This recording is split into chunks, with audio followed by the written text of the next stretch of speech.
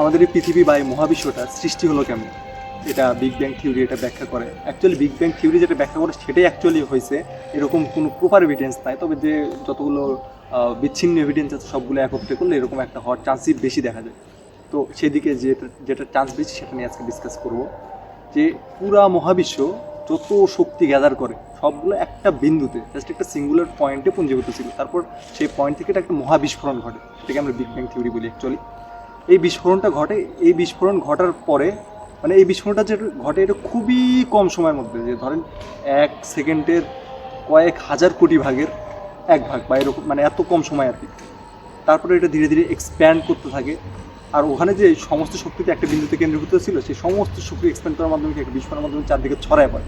এরপর থেকে সেখান থেকে বিভিন্ন ম্যাটারের উৎপন্ন শুরু হয়, মানে অ্যাটম বলেন বা মানে পরমাণু বলেন, ইলেকট্রন বলেন, প্রোটন বলেন, সেখান থেকে তৈরি শুরু হয়। মানে তারপর ধীরে ধীরে বস্তু, যেগুলো আমরা মানে বস্তু দেখি সেগুলো তৈরি হয়।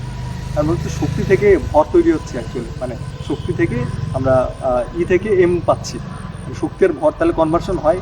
হ্যাঁ হয়, এটা তো আমরা আইনস্টাইনের সূত্র থেকে জানি, E=mc²। এরপরে মিলিয়ন মিলিয়ন মিলিয়ন মিলিয়ন বছর পরে, মানে এই টাইমটা ধরে মিলিয়ন বছর টাইম ধরে স্টার তৈরি হয়। এই যে অ্যাটম, এগুলো ধীরে ধীরে স্টার তৈরি হয়, সেখানে ফিউশন বিক্রিয়ার মাধ্যমে আবার প্রচুর শক্তি গ্যাদার হয়, সেখানে আবার একটা বিস্ফোরণ ঘটে। তো এই যে দেখেন, আমরা সৌরজগৎ, পৃথিবীর সৃষ্টির ইতিহাস বলতেছিলাম, আমরা যে সৌরজগতে বিলং করি, এখানে তো আমরা একটা স্টার থেকে আসছি অ্যাকচুয়ালি, স্টার থেকেই সূর্য। যে দেখেন, একটা মজার বিষয় হচ্ছে যত গ্রহ উপগ্রহ আছে যে যাদের কেন্দ্র করে করে তারা একসময় সেখানে ছিল, কারণ সবগুলো একটা সিঙ্গুলার পয়েন্ট থেকে আসছে। দেখেন আমরা এই সূর্যকে কেন্দ্র করে কারা ঘুরি, পৃথিবী সহ আরও 8টা গ্রহ উপগ্রহ, আরও অনেকগুলো উপগ্রহ আছে। অ্যাকচুয়ালি আমরা সবগুলো একসময় সূর্যতেই ছিলাম। সূর্যতে কী হয়েছে, ওই ফিউশন বিক্রিয়ার মাধ্যমে অনেক শক্তি গ্যাদার হয়েছে, একটা বিস্ফোরণ ঘটছে। তখন তো পৃথিবীর অবস্থা ছিল তরল গ্যাসীয় এরকম একটা অবস্থা, পৃথিবী সেখান থেকে ছিটকে চলে গেছে। মানে এটা আপনি একটা এক্সপেরিমেন্ট করে দেখতে পারেন, যে একটা ফুটবল নেবেন, তার উপরে কাদার প্রলেপ দেবেন, তারপর ফুটবলটা ঘোরাতে থাকবেন, দেখবেন যে চারদিকে কাদাগুলো ছড়িয়ে যাচ্ছে। কিন্তু ফুটবল সলিড জিনিস, সেটা সলিডই থাকবে, চারপাশে সবগুলো ছড়ায় চলে থাকে, বা এটা একটা টেন্ডেন্সি থাকবে ঘোরার। কী জন্য ঘোরে সেটা একটা দীর্ঘ আলোচনা। যে ধরেন স্যাটেলাইট পৃথিবী থেকে যে কারণে প্রদক্ষিণ করতে, মানে সূর্য থেকে পৃথিবী বিচ্ছিন্ন হয়ে একদম সূর্য থেকে চলে যায় না, এটা চারপাশে কেন্দ্র করে ঘোরা শুরু করতেছে। আর অন্য যেগুলো 8টা উপগ্রহ ছিল সেগুলো, সেটা নিয়ে আলাদা একটা ডিসকাশন করা যাবে, সেটা আজকে করবো না। তো এরকম কেন্দ্র, মানে সবাই কেন্দ্র করে ঘোরা শুরু করতেছে আর কি।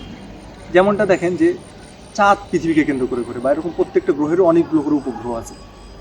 তার মানে এই উপগ্রহগুলো, চাঁদ বলেন বা যেটা বলেন, একসময় কি পৃথিবীতে ছিল? অ্যাকচুয়ালি হ্যাঁ, এটা পৃথিবীতে ছিল। মানে চাঁদ পৃথিবীর একটা অংশ ছিল, একটা সুপার অ্যাস্ট্রয়েডের একটা ধাক্কা খেয়ে চাঁদের অংশটা পৃথিবী থেকে চলে যায়। তারপর সূর্যকে কেন্দ্র করে যেমন পৃথিবী চারদিকে ঘুরতে থাকে, সেরকম চাঁদ আবার পৃথিবীকে কেন্দ্র করে ঘুরতে থাকে।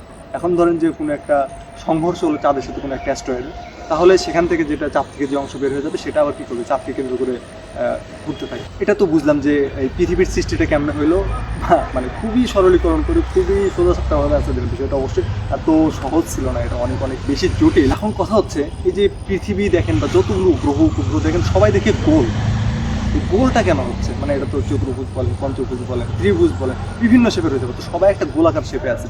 মানে অ্যাকচুয়ালি ঠিক বৃত্ত না, মানে অ্যাকচুয়ালি একটা প্রপার গোলক না, কিন্তু শেপটা গোলাকার, ডিম্বাকৃতি বা যেভাবে বলে। এটা কেন হচ্ছে? পরের ভিডিও এটা নিয়ে দেখতে বলবেন, আর এই ভিডিও কেমন লাগছে সেটা জানা দেখতে বলবেন।